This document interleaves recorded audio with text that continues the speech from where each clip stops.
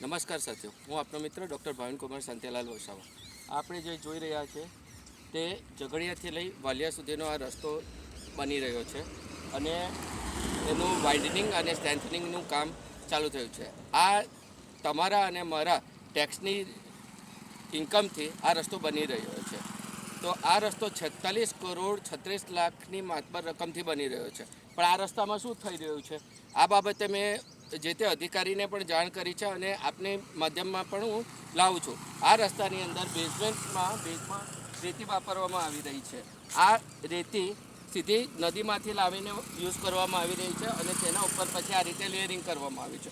તો આ રેતી શું મોર્થના જે એ લોકોના નિયમ છે એ પ્રમાણે બેઝમાં આ વાપરી શકાય? આ તો રેતી છે અને રેતી 50% નહીં, આ તો 100% રેતી છે અને એની અંદર મોટા મોટા પથ્થરો અને બધું છે. તો ચોમાસાની અંદર આની ઉપર વજન આવશે તો આ તો બધું સ્પ્રેડ થઈને રસ્તો નવરો થઈ જશે. તો આ રસ્તા ઉપરથી તો સ્થાનિક લોકો જે અહીંયા જીઆઈડીસી છે તેના બાળકો નોકરી પર જતા હોય છે, લોકો બીજા પોતાના ધંધા પર જતા હોય, ખેતીના માણસો હોય, તો એ લોકોના જીવન પર આ જોખમ નથી? આ જુઓ, આ અનક્રસ્ટ પથ્થરો છે. આવા મોટા મોટા પથ્થરો આખા બધા અંદર ભરેલા છે. હવે આના સાઇનબોર્ડ અમે જ્યાં ત્યાં આગળ જોયું, જે અમે કોમેન્ટમાં મૂકી દઈશ, તો એ સાઇનબોર્ડમાં જણાવવામાં આવ્યું છે કે આની અંદર BC 30, DBM 60 mm, BM 50 mm, UMM 250, GSB 5 150 mm અને GSB 1 200 mm સુધીનું લેયરિંગ કરવાનું છે. તો આમાં તો GSB ક્યાં છે? આ તો એકલી રહેતી છે અને સબબેઝમાં પણ તમે આ મટીરિયલ યુઝ નહીં કરી શકો. હવે આપણે બીજું જોઈએ.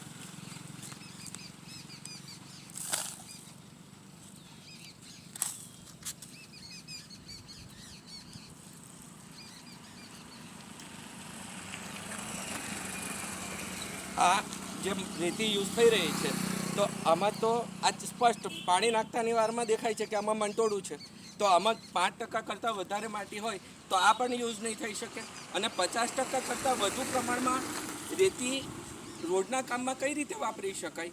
તો કલેક્ટર સાહેબને અમારી નમ્ર વિનંતી છે કે કલેક્ટર સાહેબને ઘણી વખત અમે રજૂઆત કરી છે, સ્થાનિક લોકોએ પણ રજૂઆત કરી છે કે અહીંયા ઝઘડિયા તાલુકાના રોડ રસ્તા વહેલી તકે બને. એમને પણ કીધું હતું કે ભાઈ આપણે ધૂમ બાઇક લઈને જવા સેવા રસ્તા બનશે. પણ સાહેબ, તમારી મહેનત તો ઘણી છે, પણ આ તમારી મહેનત અને સરકારશ્રીની મહેનત પછી આ જે કામ થઈ રહ્યું છે તે કેવું થઈ રહ્યું છે? આ તો આ જે ગ્રાન્ટ આવી રહી છે એ બધી 50-54 એટલે કે ટ્રાઇબલ વિભાગના નાણાંની ગ્રાન્ટ છે. ટ્રાઇબલ વિભાગના નાણાં આ સ્ટેટની અંદર ઉપયોગમાં આવે છે. આ રસ્તાના નાણાં જે યુઝ થયા છે એ તો કોઈક આદિવાસી વિસ્તારના સ્કૂલો બની શકતી, હોસ્પિટલ બની શકતી, તેની જગ્યાએ સ્ટેટના રસ્તામાં સરકારે એ નાણાં વાપરે છે અને એમાં પણ આ તો એવું થયું. કુહાડી પણ આદિવાસી, એનો હાથો પણ આદિવાસી અને ઝાડ પણ આદિવાસીનું. આમ બધી જ રીતે આદિવાસીઓને નષ્ટ કરવામાં આવે છે. અને અહીંયા પ્રશ્ન ખાલી આદિવાસીનો નથી, અનુસૂચિત 5નો આ વિસ્તાર છે ને એમાં દરેક સમુદાય વસે છે અને દરેક સમુદાયના પરિવારજનો આ રસ્તાઓનો ઉપયોગ કરવાનો છે. તો આ રસ્તો પછી બીજો બને છે રાજપાડીથી પડાલનો એક રસ્તો, રાજપાડીથી નેત્રંગનો રસ્તો. તો આ દરેક રસ્તાની જો આ જ હાલત થશે, આ તમને હજુ આગળ બતાવું. આ જુઓ, હવે એને કમ્પ્રેશન ક્યાં ગયું, મજબૂતાઈ ક્યાં ગઈ, કમ્પેટેબિલિટી ક્યાં ગઈ, એના અલગ અલગ ટેસ્ટ, CBR ટેસ્ટ હોય કે બીજા બધા કમ્પ્રેસિવ ટેસ્ટ હોય, તો ટેસ્ટ ક્યાં છે? શિડ્યુલ B જે ખાણ ખનિજ વિભાગને અમે આ રજૂઆત કરી, તો ખાણ ખનિજ વિભાગના અધિકારી તો અમારા જીઓલોજિસ્ટ ઝઘડિયા તાલુકામાં કોઈ પાસે ફોટો હોય, એમને નિરીક્ષણ કર્યું હોય તો મને આપજો, કારણ કે એ તો મેં ક્યારેય જોયા નથી. ખાણ ખનિજ વિભાગને કહીએ છીએ કે આ રોયલ્ટીવાળી રેતી છે, આ રોયલ્ટીનું મટીરિયલ છે, આ મટીરિયલ અને રેતી માટે શું રોયલ્ટી ભરાઈ છે, એના પૈસા સરકારી નાણાં ઉઘરાવાયા છે કે કેમ?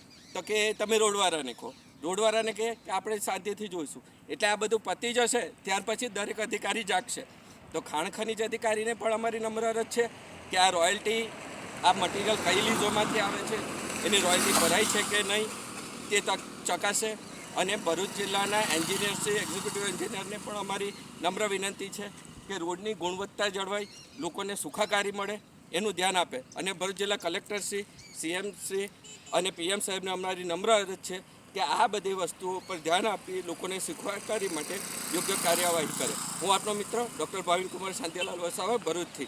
જય હિન્દ.